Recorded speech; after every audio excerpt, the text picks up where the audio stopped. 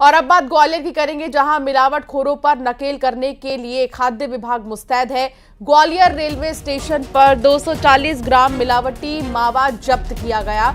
Railway के parcel विभाग में से इस मिलावटी मावे को भोपाल भेजने की तैयारी थी, लेकिन जानकारी के बाद खाद्य विभाग जांच के लिए पहुंच गया। टीम ने मिलावटी मावे का सैंपल लिया है, लेकिन अभी तक मावा मालिक का कोई सुराग नहीं मिला है। तो ग्वालियर में कुछ इस कदर जो है मिलावटी मावे को डिलीवर करने की तैयारी थी, लेकिन खाद्य विभाग ने मावा जब्त कर लिया। समय रहते एक्शन लिया गया है। पार्सल के जरिए भोपाल भेजा जा रहा था, ग्वालियर से भोपाल भेजने की तैयारी थी।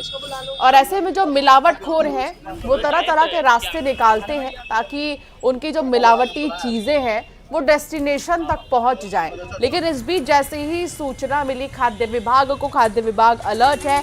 ये मिलावटखोरों के लिए एक संदेश है कि चाहे वो कितने ही सोर्स लगा लें और किसी भी तरह वो कहीं से भी मिलावटी चीजों को पहुंचाने की कोशिश कर ले, लेकिन खाद्य विभाग लगातार एक्टिव है और मिलावटखोरों पर नकेल कसा जा रहा है। सुशील कौशिक संवाददाता साथ जुड़ गए हैं। सुशील, ये बड़ा एक्शन लिया गया है और कोशिश बड़े ही विचित्र तरीके से हो रही थी कि पार्सल के जरिए पहुंचा दिया जाए मिलावटी मावा। बिल्कुल, देखिए ग्वालियर चंबल अंचल से जो मिलावटी मावे की तस्करी हो रही है, एक तरह से बाहर जो भेजा जा रहा है, वो त्योहारों के सीजन में लगातार बढ़ गई है। अभी एक सप्ताह के अंदर ही ग्वालियर में ये दूसरा मौका है जब रेलवे स्टेशन से पुलिस ने और फूड सेफ्टी डिपार्टमेंट की टीम ने मावा पकड़ा है।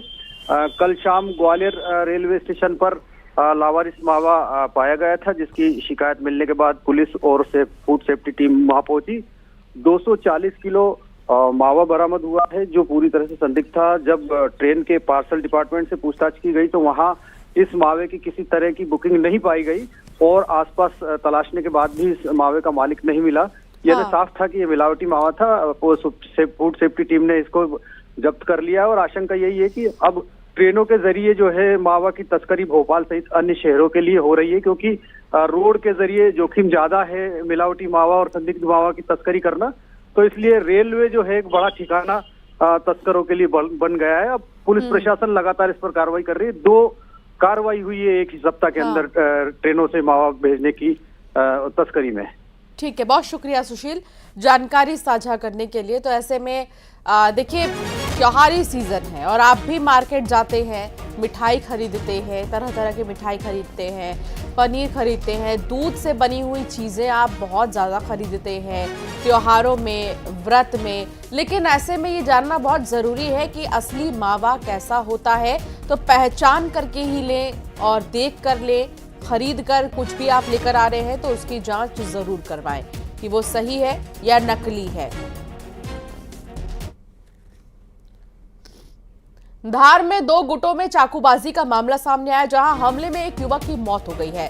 2 युवक घायल हुए हैं। घायलों को इंदौर रेफर किया गया है। मामले की जांच में पुलिस जुटी है, लेकिन ये चाकूबाजी क्यों हुई दोनों के बीच में, ये अब तक जानकारी नहीं मिल पाई। द्वारा 2 पेशेंट को कथित चाकूबाजी की घटना के बाद हमारे पास लाया गया है। पीएचसी नालछा से रेफर किया गया है। पेशेंट का नाम राजेश और राजपाल है, जिसमें राजेश को थोड़ी ज़्यादा लगी है, पेट में चाकू लगा है। अभी फिलहाल सर्जन डॉक्टर अमित सिसोदिया ने आके देख लिया है, स्टेबलाइज कर दिया है पेशेंट को, लेकिन आगे इंदौर के लिए भेज रहे हैं आगे की मैनेजमेंट के लिए। मेरा नाम डॉक्टर देवन है, मैं ड्यूटी डॉक्टर।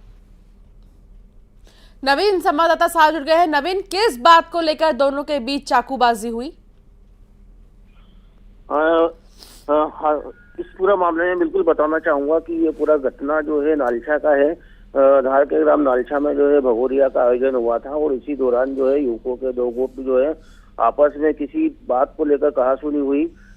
ऐसा बताया जा रहा है कि मामूली बात को लेकर दोनों में कहासुनी हुई 2 गुटों के बीच में, और जिसके बाद में एक गुट के युवकों ने 3 युवकों पर जमकर चाकुओं से हमला कर दिया, जिसमें जो है तीनों युवक जो है गंभीर घायल हुए, जिनमें से एक युवक की जो है मौके पर ही मौत हो गई। इसमें बताया जा रहा है कि दोनों युवकों को जो है धार के जिला अस्पताल में लाया गया घटना के बाद में, और उसके बाद में जो है प्राथमिक उपचार डॉक्टरों द्वारा इनका किया गया है, और जिसके बाद में दोनों युवकों को जो है इंदौर रेफर किया गया है, जहां पर उनका उपचार जारी है। फिलहाल जो है पूरे मामले में नालचा थाना पुलिस जो है वो जांच में जुटी हुई है, और फरार जो है इसमें 3 जो युवक है उनको ढूंढने का प्रयास जो है पुलिस कर रही है। और पुलिस का ऐसा दावा है कि जल्द ही इन युवकों को पकड़ लिया जाएगा। जी, बहुत शुक्रिया जानकारी साझा करने के लिए नवीन। और अब बात भिंड की करेंगे, जहां एसपी ऑफिस से करीब 200 मीटर दूरी पर नेता के परिजनों पर हमला करने वाले आरोपियों को पुलिस ने गिरफ्तार कर लिया है। पुलिस ने चरथर मोड़ के पास हथियारों के साथ तीनों को गिरफ्तार किया। पुलिस की माने तो आरोपी आए दिन शहर में फायरिंग कर दहशत फैलाने जैसी घटनाओं को अंजाम दिया करते थे और इस बार तो एक नेता के परिजनों को नहीं छोड़ा, दहशत फैलाया जा रहा था, जिसके बाद इन तीनों को ही गिरफ्तार कर लिया गया। निवासी उमरी और एक रामू यादव था, मोहित यादव, विवेक यादव और रंजन भदौरिया, इनके द्वारा फायरिंग की घटना की गई थी, जिस पे से इन पे 307 का अपराध पंजीबद्ध किया गया था। 3 लोगों को और पकड़ा है, गोलू यादव, रामू यादव और विवेक यादव। इसमें गोलू यादव ने जो कट्टे से फायर किया था उसको जब्त किया गया है और घटना में जो रामू यादव ने कट्टा इस्तेमाल किया था उसको भी जब्त किया गया है और जब्त कर गिरफ्तार कर इन्हें जेल भेजा गया है। और इंदौर में तेज रफ्तार का कहर देखने को मिला, जहां आनंद बाजार क्षेत्र में अनियंत्रित मिनी ट्रक दीवार से जा टकराई। दुर्घटना में ड्राइवर को मामूली चोट आई है, लेकिन रफ्तार का कहर आप देखिए, थमने का नाम नहीं ले रहा।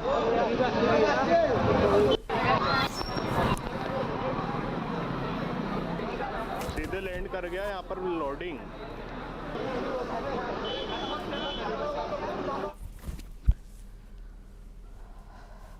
और अब बात कैंसर की नकली दवा को लेकर, जहां नकली दवा बनाने वालों पर ईडी ने शिकंजा कस लिया है।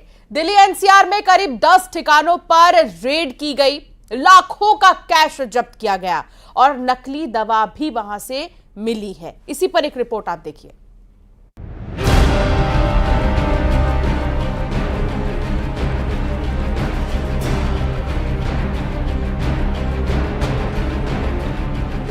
दिल्ली एनसीआर में लोगों की जान से किस तरह खिलवाड़ किया जा रहा था, वो ईडी की ये रेड बताती है।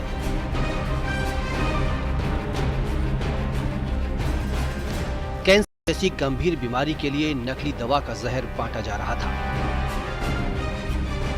अब ईडी ने ऐसे लोगों पर नकेल कसने के लिए बड़े पैमाने पर रेड मारी है। कैंसर की नकली दवा के मामले में ईडी ने कार्रवाई करते हुए 10 ठिकानों पर छापेमारी की। दरअसल जांच में खुलासा हुआ कि एक संगठित गिरोह है जो कैंसर की नकली दवा बनाता है और बेचता है। ईडी ने गिरोह से जुड़े आरोपी विफल जैन, सूरज दशरथ, नीरज चौहान, कोमल तिवारी, अभिनय, परवेज मलिक और तुषार चौहान के ठिकानों पर छापेमारी की कार्रवाई को अंजाम दिया है। सर्च अभियान के तहत ईडी ने 65 लाख रुपए कैश भी बरामद किए हैं।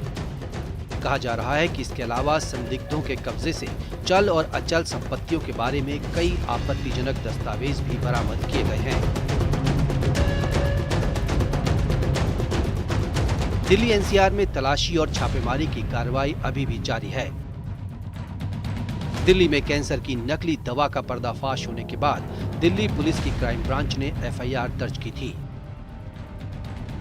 अब उसी एफआईआर को आधार बनाते हुए ईडी ने छापेमारी भी शुरू की है। राजधानी दिल्ली में कैंसर की नकली दवा का कारोबार जोर शोर से चल रहा है। इसमें मरीजों की जान से सीधा खिलवाड़ है ही, साथ में मरीज के घर वालों पर भी आर्थिक बोझ पड़ता है, क्योंकि कैंसर का इलाज काफी लंबा चलता है और इसमें खर्च भी बहुत ज्यादा आता है। लेकिन नकली दवा के सौदागर लोगों की जान से खेल रहे थे। ये बात भी सामने आ रही है कि इस रैकेट के तार दूर दूर तक फैले हुए हैं। अमूमन उन लोगों को टारगेट किया जाता था जो दिल्ली में दूसरी जगहों से इलाज कराने आते थे।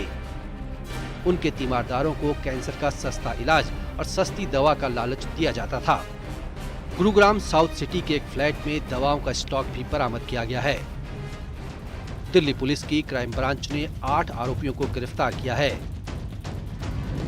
जिसमें 2 कर्मचारी एक अस्पताल के ही बताए जा रहे हैं। अब ईडी नकली दवा के गोरख धंधा चलाने वालों के खिलाफ सीधे तौर पर एक्शन ले रही है। जांच पड़ताल के बाद ही सामने आएगा कि गिरोह का नेटवर्क कहां-कहां तक फैला हुआ है।